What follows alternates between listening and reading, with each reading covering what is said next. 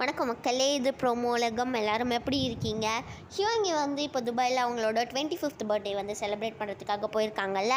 அப்போ சிவாங்கி இன்றைக்கி வந்து என்னென்னலாம் பண்ணிட்டுருக்காங்கன்னு சொல்லி இந்த வீடியோவில் பார்க்கலாம். சிவாங்கி வந்து 25/5/2025 அன்னைக்கு 25 ஆகியிருக்காங்க.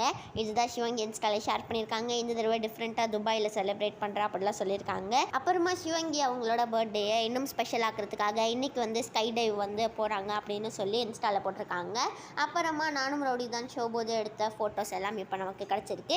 வேறு யாரெல்லாம் சிவங்கிக்காக விஷ் பண்ணியிருக்காங்கன்னு சொல்லி இப்போ ஒன்று நான் பார்க்கலாம் மக்களே.